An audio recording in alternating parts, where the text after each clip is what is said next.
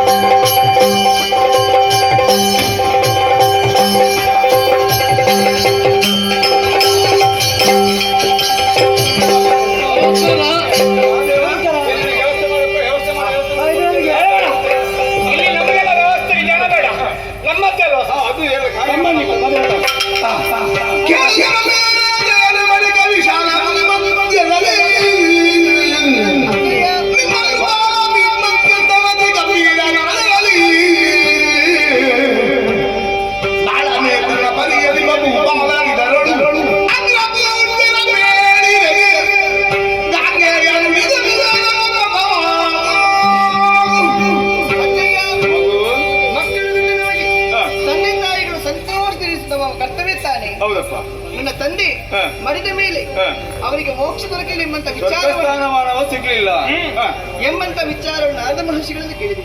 ಅದಕ್ಕಾಗಿ ಅವರು ಹೇಳಿದಂತಹ ಮಾತು ರಾಜ್ಯ ಸ್ವೀಕಾರ ಯಾಗಗಳು ಕೈಗೊಳ್ಳಬೇಕೆನ್ನುವ ಹಾಗೆ ನೋಡಿದ್ದೀರಾ. ಅವರ ಇಚ್ಛೆಯಂತೆ ಅದ ಕಾರ್ಯದಲ್ಲಿ ನೀವೇ ಮುಂದೋಗುತ್ತಾ ಇದ್ದೀರಿ.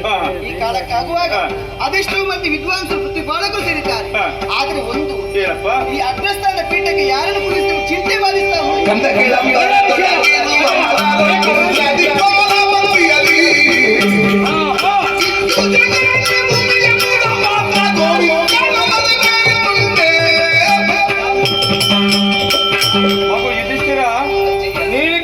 ಪ್ರಶ್ನೆ ಸಹಜವಾಗಿ ಇದೆಯಪ್ಪ. ಹಾಗಂತ ನಾನಂತೂ ಉತ್ತರ ಕೊಡುವಾಗ ಬಹಳಷ್ಟು ಯೋಚನೆ ಮಾಡಿ ಜಾಗೃತೆಯಲ್ಲಿ ಉತ್ತರ ಕೊಡಬೇಕಾಗ್ತದೆ. ಈ ಕೇಳಿದ ಪ್ರಶ್ನೆ 10 ಮಂದಿ ಒಪ್ಪುವಾಗಿರಬೇಕು. ಆದ್ರೆ ಈ ಕೃತ್ಯವನ್ನು ಮಾಡುವಲ್ಲಿ ನಾವು ಮೇಲ್ಲೋಕವನ್ನು ನೋಡಿದ್ರೆ ಅಲ್ಲಿ ದೇವಂದ್ರೆ ಇದಕ್ಕೆ ಸೂಕ್ತ ವ್ಯಕ್ತಿ. ಆದ್ರೆ ಅಷ್ಟದಿಕ್ಪಾಲಕ ಭಕ್ತಿಯಲ್ಲಿ ನೋಡಿದ್ರೆ ಹಿಂದೂ ಶೇಖರನಾದ ಆಗಿರುವಂತ ಪ್ರಭು ಪರಮೇಶ್ವರನೇ ಶ್ರೇಷ್ಠವಪ್ಪ. ನಮ್ಮ ಸತ್ಯಭೂಪಾಲ ಭಕ್ತಿಯಲ್ಲಿ ಯಾರಿದ್ದಾರೆ ಅಂತ ನಾವೆಲ್ಲ ಯೋಚನೆ ಮಾಡಿದ್ರೆ ಕೃಷ್ಣನಲ್ಲದೆ ಮತ್ತಿಲ್ಲಿ ಯಾರಿಲ್ಲಪ್ಪ. ಅವತರಣ ಕರೆದೊಂದು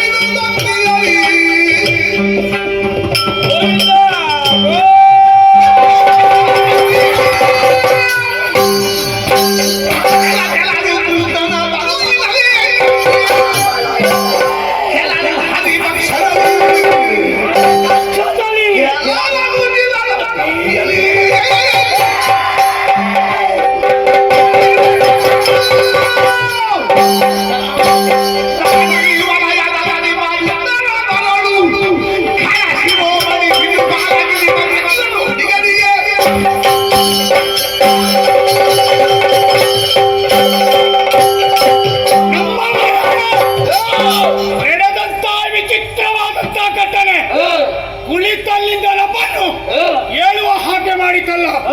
ಅಗ್ರಪೀಠದಲ್ಲಿ ಅಗ್ರಸ್ಥಾನವನ್ನು ಯಾರೀಗ ಕೊಡ್ತಾನೆ ಅನ್ನುವಂತ ನಿರೀಕ್ಷೆಯಲ್ಲಿದ್ದವರು ನಾವು.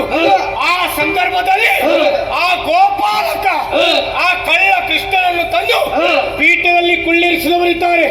ಅವ ಕೂತದ್ದು ನೋಡಿ ಎಲ್ಲರೂ ಸುಮ್ಮನಿದ್ದಾರೆ. ಯಾಕೆ? ಏನು ಕಿವುಡರ, ಕುರುಡರ, ಮೂಗರ ಯಾಕೆ ಕೂತಿದ್ದಾರೆ? ಅಲ್ಲಿ ನೋಡು, ಅಲ್ಲಿ ಕೂತವರು ಪಾಂಡವರ ಪಕ್ಷದವರು, ಈ ಕಡೆ ಕೂತವರು ಕೃಷ್ಣ ಪಕ್ಷದವರು, ಇನ್ನೊಂದು ಕಡೆ ಕೂತವರು ಹರಿಪಕ್ಷದವರು. ಮತ್ತೆಲ್ಲ ಉಳಿದವರು ಏನು ಮಾತಾಡುವುದಕ್ಕೆ ಸಾಧ್ಯವಿಲ್ಲದವರು. ಇನ್ನುಳಿದವರು ಬ್ರಾಹ್ಮಣರು. ಹೊಟ್ಟೆ ತುಂಬಾ ಊಟ, ಕೈ ತುಂಬಾ ದಕ್ಷಿಣೆ, ಹೆಗಲಿಗೊಂದು ಶಲ್ಯ, ಇದೇ ಸಿಕ್ಕಿದ್ರು ಸಾಕು ಎನ್ನುವ ಹಾಗೆ ಇದ್ದಾರೆ. ಆದ್ರೆ ಇಂತಹ ಒಂದು ಘಟನೆ ನಡೆಯುತ್ತಂತೇಳಿ ಆದ್ರೆ ಮಾನ ತನರಾದಂತ ನಾವು ಸುಮ್ಮನಿರುವುದಕ್ಕೆ ಸಾಧ್ಯ ಉಂಟೆ? ಹೇಳಬೇಕಲ್ಲ. ಅಗ್ರಪೀಠದಲ್ಲಿ ತಂದು ಕುಳ್ಳಿರಿಸಿದವ ಯಾರು?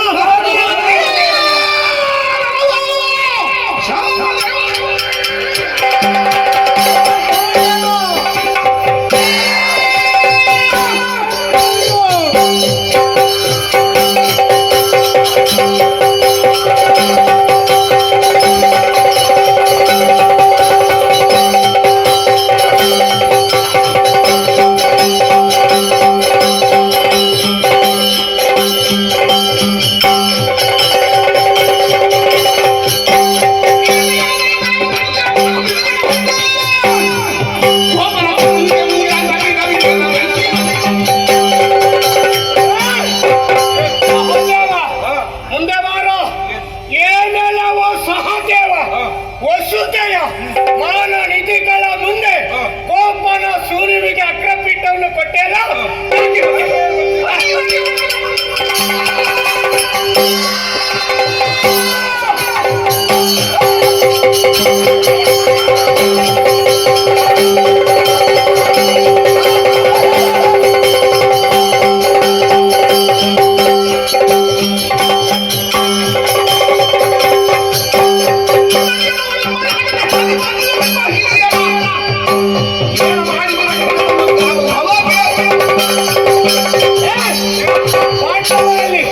ನೀನೊಬ್ಬ ಸುಜ್ಞಾನಿ ಅನ್ನೋದನ್ನು ಕೇಳಿದ್ದೇನೆ. ಭೂತ ಭವಿಷ್ಯತ್ ವರ್ತಮಾನ ತಿಳಿದುಕೊಳ್ಳುವಂತಹ ಸಾಮರ್ಥ್ಯ ಇದ್ದವನು ಅನ್ನೋದನ್ನು ತಿಳಿದುಕೊಂಡಿದ್ದೇನೆ. ನಿನಗೆ ದ್ರೌಪದಿಗೆ ಗಂಡನಾಗಬೇಕಾಗ್ತದ ಅಲ್ವಾ? ಆಗ್ತದಲ್ಲ. ಆದ್ರೆ ನಮ್ಮವರೇ, ನೀವು ಇಷ್ಟು ಜ್ಞಾನವಂತ ಇವನಾಗಿ ಮಾಡುವುದಕ್ಕೆ ಸಾಧ್ಯ ಇಲ್ಲ. ಇದ್ಯಾರೋ ಹೇಳಿಕೊಟ್ಟದಿರ್ಬೇಕು.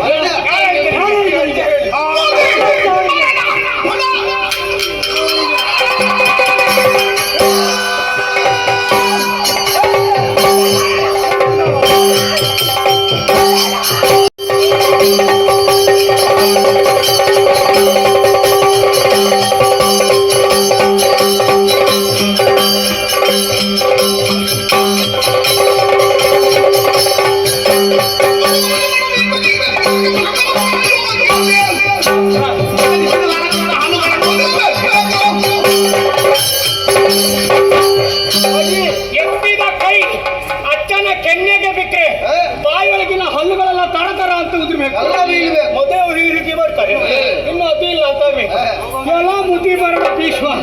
ಏನೋ ನಿನಗೆ ಕಾಡು ಹತ್ತಿರ ಆಗ್ತಾ ಇದೆ, ನಾಡು ದೂರ ಆಗ್ತಾ ಇದೆ. ನಿನ್ನ ಸಂಬಂಧಿಕರಲ್ಲಿ ಕರೀತಾ ಇದ್ದೇನೆ ತೋಬ ಅಂತ. ಆದ್ರೆ ಏ ಜನಕ, ಈ ಹೊತ್ತಿನಲ್ಲಿ ಎಲ್ಲವನ್ನು ಮರೆತು ನಿನಗೆ ಏನು ಕಣ್ಣು ಕಿವಿ ಏನು ಕಾಣುವುದಿಲ್ಲ. ಹಾಗಿದ್ರು ಕೂಡ ಈ ಗೋಪನ ಸೂರ್ಯನಿಗೆ ಅಗ್ರಪೀಠವನ್ನು ಕಟ್ಟಿದೆಯಲ್ಲ, ಒಮ್ಮೆ ಕಣ್ಣು ಬಿಟ್ಟು ನೋಡು.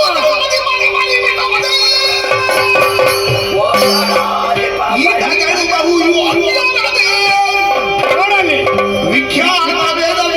ಅಲ್ಲಿದ್ದಾರೆ ಗುರು ಕೃಪ ನೀನಿದ್ದೀಯಲ್ಲ.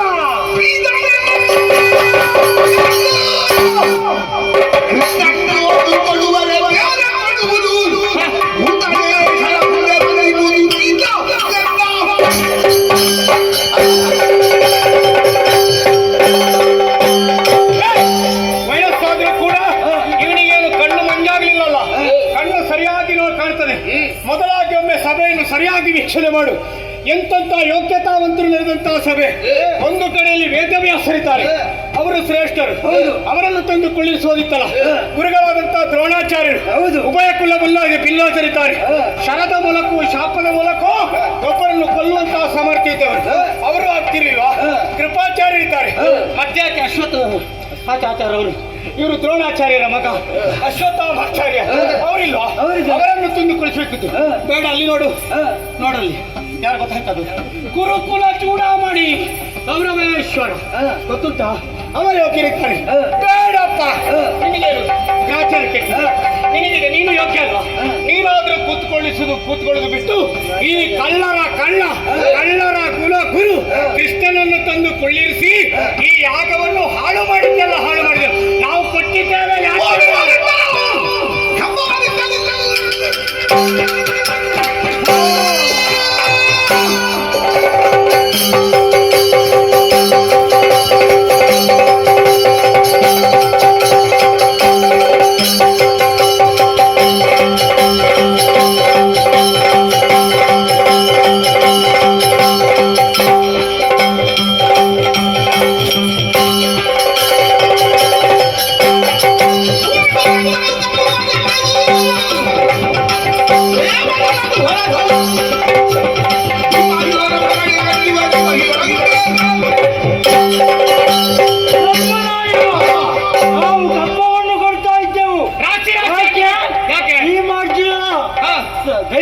ಪರಾಕ್ರಮಕ್ಕೆ ಕೊಡ್ತಾ ಇದ್ದೇವಲ್ಲ, ಭೂಮಿ ಬಾಳವರು ನಾವಿದ್ದೇವೆ. ಆಗಿರುವಾಗ ನಾವು ಕಪ್ಪವನ್ನು ಕೊಡ್ತಿದ್ದೇವೆ.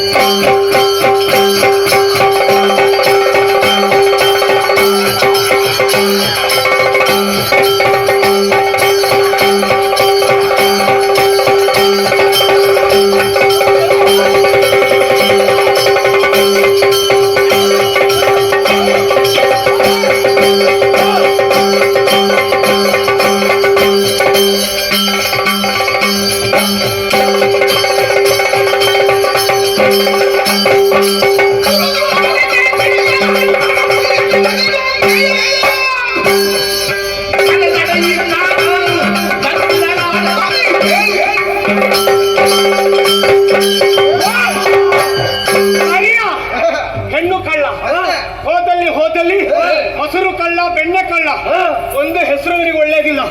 ಆದ್ರೆ ಇವ ಏನು ಮಾಡುದು ಕೆಲಸ, ನಿನ್ನೆತೋ ಮೊನ್ನೆತೋ ಕಂಗಳನ್ನ ಬುತ್ತಿಯಲ್ಲಿ ಕಟ್ಟಿಕೊಂಡ. ಇವನಲ್ಲೊಂದು ಓಟೆ ಅಂತ ಬಿದಿರ್ನದ್ದು ಓಟೆ ಅಂತ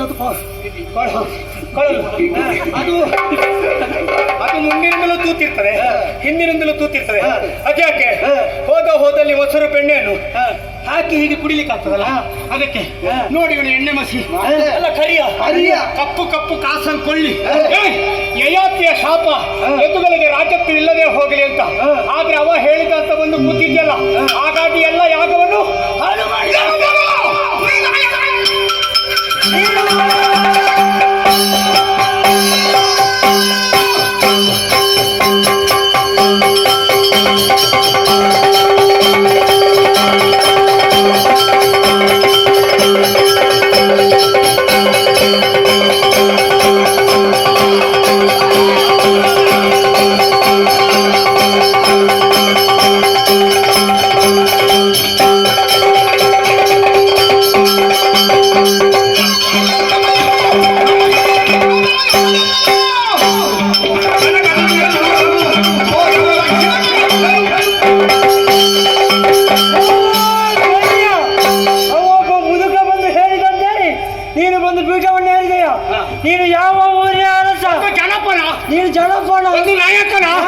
ಒಂದು 10 ಮಂದಿಗೆ ಗುರಿಕಾರ ಯಾವುದು ಎಂತದ್ದೊಂದಲ್ಲ ಜಾಗ ಉಂಟು ಬೇಕಲ್ಲ ಬೀಜ.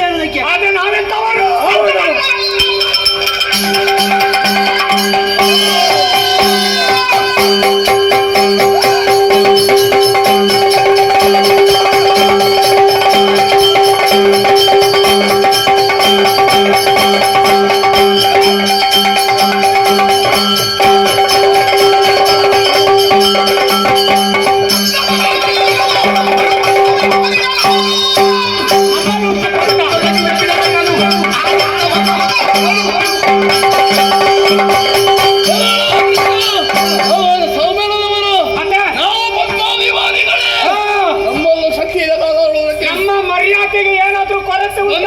ಅಲ್ಲಿ ಸತ್ಯದತ್ತು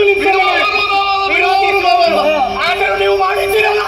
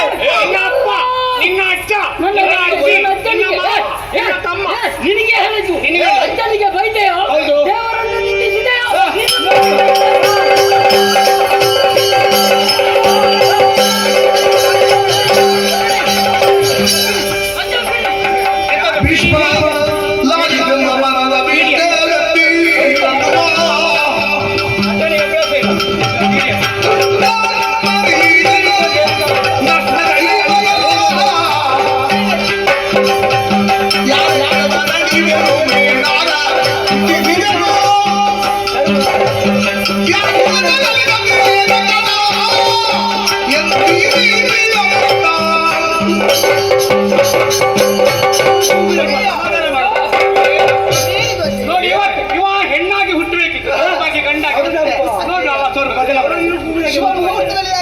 ಕಣ್ಣೀರು ಸಮಾಪ್ತಿಯಾಗುವಂತ ಕಾಲಕ್ಕೆ ಶ್ರೀಕೃಷ್ಣಗೆ ಯಾವುದೇ ರೀತಿ ತೊಂದರೆಯಾಗಬಾರದು, ತೊಡಕಾಗಬಾರದು ಎಂದಾಗ ಆಸೆ ಪಟ್ಟು ಇನ್ನಲ್ಲಿಲ್ಲ ಕರ್ಮ ಸಮಾಪ್ತಿ. ಆದರೆ ಈ ಕಾಲಕ್ಕೆ ಇವರು ಕ್ರಾಂತಿಯನ್ನು ಎಬ್ಬಿಸಿದ್ರಲ್ಲ, ಇನ್ನೇನು ಮಾಡುತ್ತೆ ನಮ್ಮ ಗತಿ.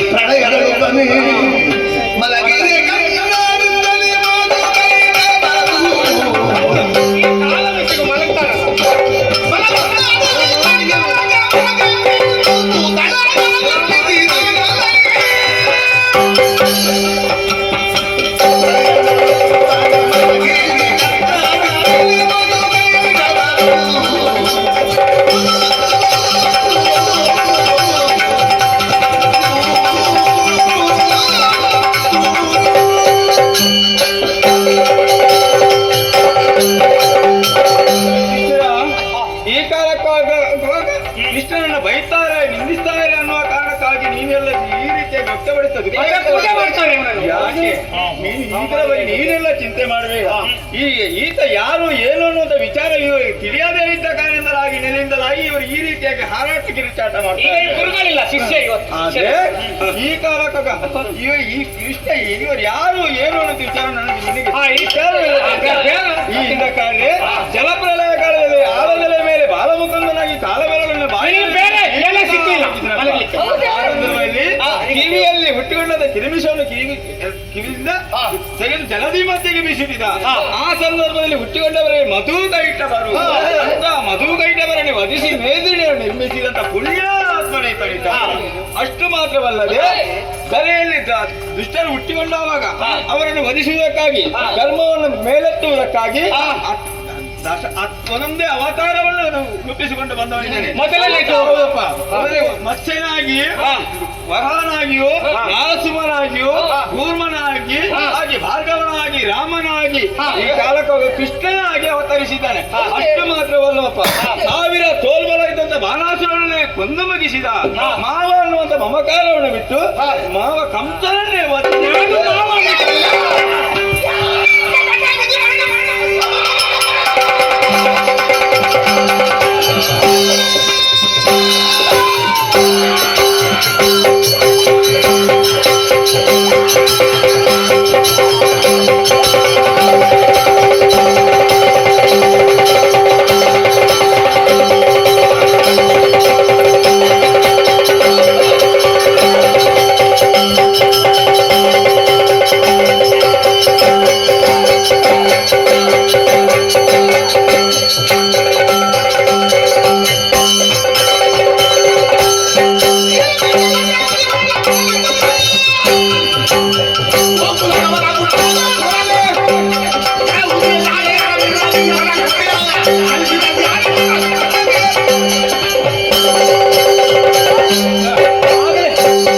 ತೆಗಿಬೇಕಿತ್ತು.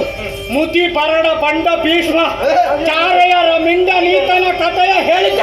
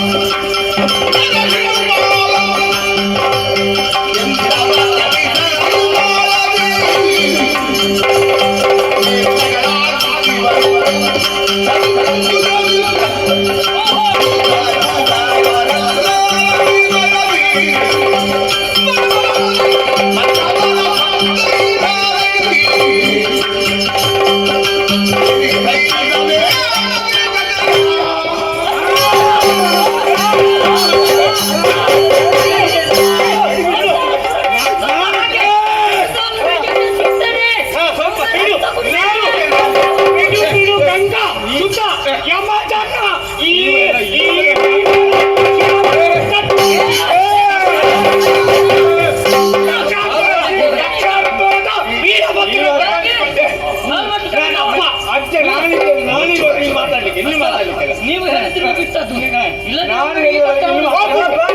ಸಾಂಬಾರಿಗೆ ಬೆಲ್ಲ ಹಾಕು. ಎಲ್ಲ ವಿಚಾರವನ್ನು ನಾನು ಹೇಳ್ತೇನೆ. ಇವಾಗ ಇವರು ಇಷ್ಟ ಆಗಿ ಹಾರಾಟ ಮಾಡ್ತಾರೆ. ಯಾಕೆ ಇವರಿಗೆ ಅರಿಗತೆ ಇವರಿಗೆ ಅಗತ್ಯ ಇಲ್ಲ. ಅಡಿಗೆ ಭಟ್ರು ಸೈಕಲ್ ಬಿಟ್ಟರೆ ಹೀಗಾಗು. ನಿಮಗೆ ತಕ್ಕ ವರ್ಷ ಹಾಕಿ ಕೊಡ್ತೇನೆ. ನಾನು ಹೇಳ್ತೇನೆ ಮತ್ತೆ ವಿಚಾರ ಮಾಡೋಣ.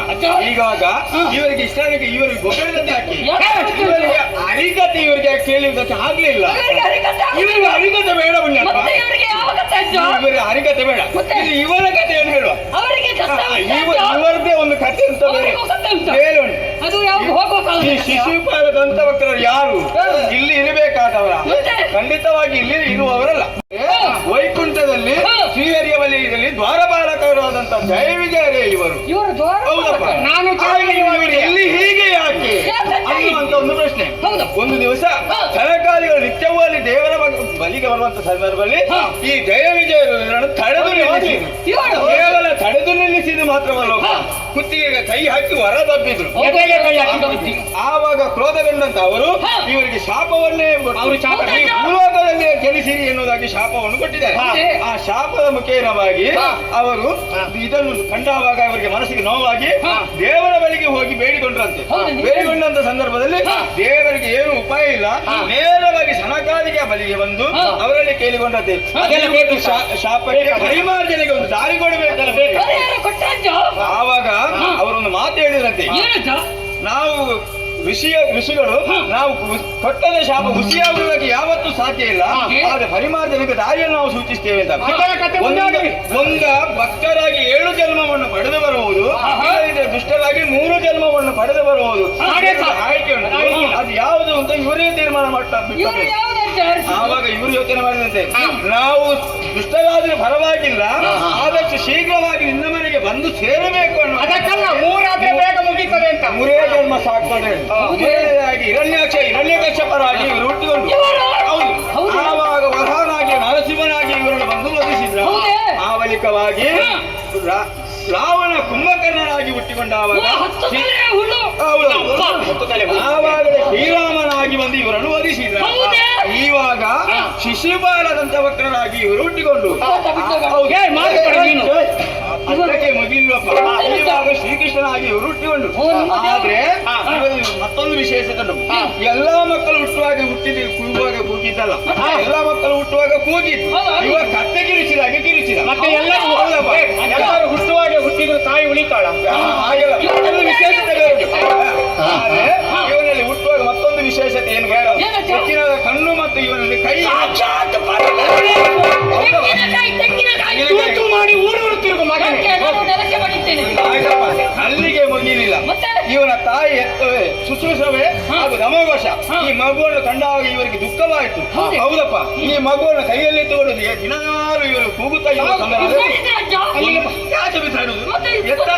ತಾಯಿ ಅಲ್ವೇನು. ಆದ್ರೆ ನಾರದರ ಆಗಮನವಾಯಿತು. ಹೌದು, ನಾರದರು ಇವರ ದುಃಖವನ್ನು ಕೇಳಿದವಾಗ ಅವರಿಗೆ ಒಂದು ದಾರಿಯನ್ನು ಸೂಚಿಸಿದರು. ಹೆಚ್ಚಿನ ಕಣ್ಣು ಕೈ ಮಾಯವಾಗಿ ಹೋಗುತ್ತದೋ ಅವರಿಂದಲೇ ಇವರಿಗೆ ಮರಣ ಎನ್ನುವುದಾಗಿ ಹೇಳಿದಂತೆ.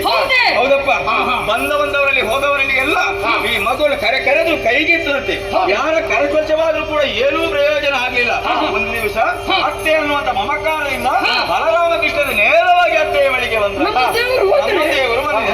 ಮೊದಲಿಗೆ ಬಲರಾಮನ ಕೈಯಲ್ಲಿ ಕೊಟ್ಟಾವಾಗ ಏನೂ ಪ್ರಯೋಜನವಾಗಿಲ್ಲ. ಕಡೆಗೆ ಕೃಷ್ಣನ ಕೈಯಲ್ಲಿ ಕೊಟ್ಟಾವಾಗ ಹೆಚ್ಚಿನ ಕಣ್ಣು ಕೈ ಮಾಯವಾಗಿ ಆದ್ರೆ ಆ ತಾಯಿ ಹೆತ್ತ ತಾಯಿಗೆ ಹೆಗ್ಗರವಾದ ಬುದ್ಧು ಅನ್ನುವ ಕಾರಣಕ್ಕಾಗಿ ಕೃಷ್ಣನ ಬಳಿಯಲ್ಲಿ ಸೆರಗೊಡ್ಡಿ ಬೇಡಿಕೊಂಡಂತೆ, ನನ್ನ ಮಗ ಏನೋ ತಪ್ಪು ಮಾಡಿದ ಕೂಡ ಅದನ್ನು ಮನ್ನಿಸಬೇಕು ಅಂತ ಕೇಳಿಕೊಂಡಾಗ ಹಾ. ನನಗೆ ಒಂದು ಮಾತು ಹೇಳಿದಂತೆ ಏನು ಅಂತ? ಶತಾಪರಾಧವನ್ನು ಮನ್ನಿಸ್ತೇನೆ, ಮಿಕ್ಕಿ ಒಂದು ಹೆಚ್ಚಾದ್ರೂ ಇದನ್ನು ಒದಿಸ್ತೇನೆ ಅಂತ. ಹೌದು. ಇದಕ್ಕೆ ಸರಿಯಾಗಿ ಯೋಚನೆ ಮಾಡು. ಅವಾಗ ಬೆರಳು ನೋಡು. ಅವ ಆಗಿಂದ ಲೆಕ್ಕ ಮಾಡೋದು ಇವತ್ತೆಷ್ಟು ಸಿಗ್ತದೆ, ಯಾರ ಮನೆಗೆ ಹೋಗುದು, ಎಲ್ಲಿ ಎಷ್ಟು ಹೆಣ್ಮಕ್ಳಿದ್ದಾರೆ ಅಂತ ಲೆಕ್ಕ ಮಾಡೋದು.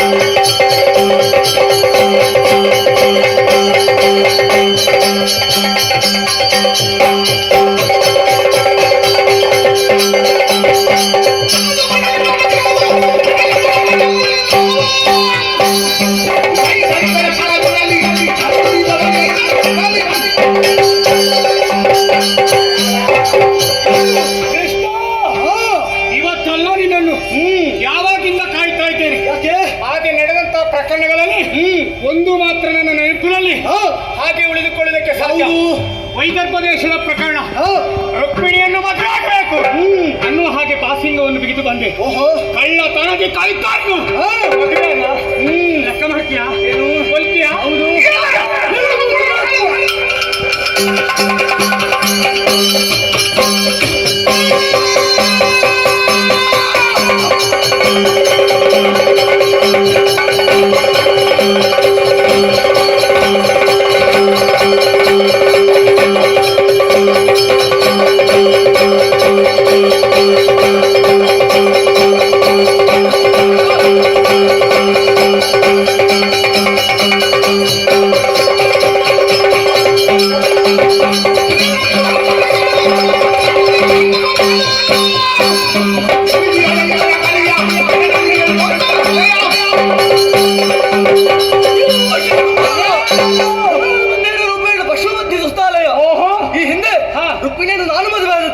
ಅದು ವಿಧಿಯ ಸಂದರ್ಭ, ವ್ಯಕ್ತಿಯ ಲಿಖಿತ. ನಿನಗಾಗುವಾಗ ವಿಧಿಯ ಅಲ್ವಾ? ಅದನ್ನು ಒಪ್ಪಿಸುವುದಕ್ಕೆ ಯಾರಿಂದಲೂ ಸಾಧ್ಯವಾಗುವುದಿಲ್ಲ.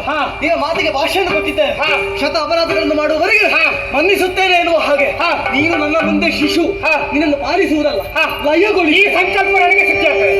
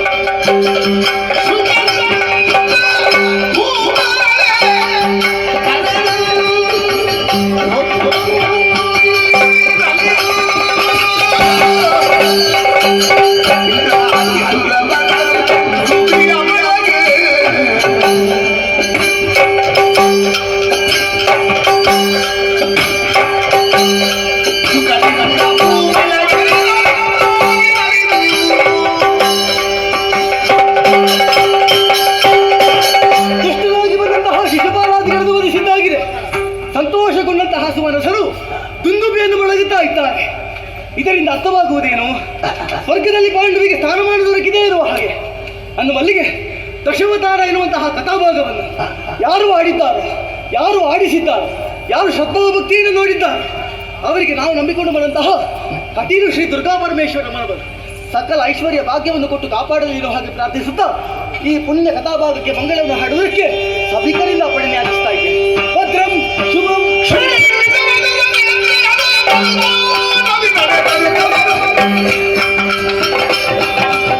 ಮುಸುರನು